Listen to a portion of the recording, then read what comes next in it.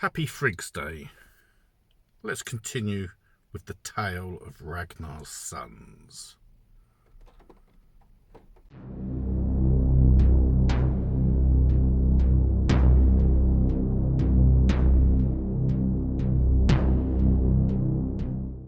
Chapter 4 of the tale of Ragnar's sons was translated by Ben Waggoner.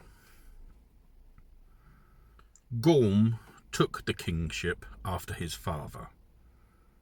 He married Fyra, who was called Denmark's Benefit, the daughter of Clack Harald, who was king in Jutland. And when Harald died, Gorm laid all that kingdom under his own rule. King Gorm went with an army over all of Jutland and killed all the sea kings, all the way south to the Schlei River, and thus he conquered much of Wendland. He fought many battles with the Saxons, and he became the mightiest of kings. He had 2 sons.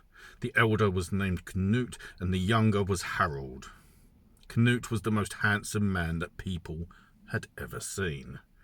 The king loved him more than anyone, and so did all the people. He was called the Danes' beloved. Harald resembled his mother's kin, and his mother loved him no less than Canute. Ivar the Boneless was a king for a long time in England. He had no children, because he was so constituted that he had no lust nor love in him. But he didn't lack cunning or cruelty. He died of old age in England and was buried there in a howe. Then all of the sons of Lodbrok were dead. After Ivar, Ethelmund took the kingdom in England. He was the nephew of Saint Edmund, and he spread Christianity widely in England. He imposed a tax on Northumbria because it was heathen. After him, his son, who was named Ethelbert, took the kingdom. He was a good kingdom and lived to be old. Near the end of his days, the Danish army came to England, and the leaders of the army were Canute and Harald, the sons of Gorm. They placed under their rule a large kingdom in Northumbria, which Ivar had held.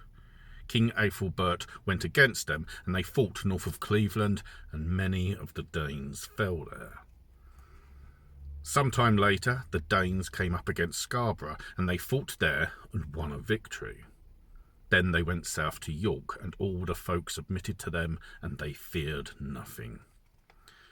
One day, when the weather was hot, men went swimming. And as the king's sons were swimming among the ships, men rushed down from the land and shot at them. Canute was struck by an arrow and killed, and his men took the body and carried it out to the ships. When the men on land saw that, they banded together, so that the Danes would have no place to land because of the assembled men, and then would go back home to Denmark. King Gorm was in Jutland then. When he heard these tidings, he collapsed, and he died of grief at the same time the next day. Harald, his son, took the rulership of the Danish realm after him. He was the first of his kin to accept the faith and be baptized.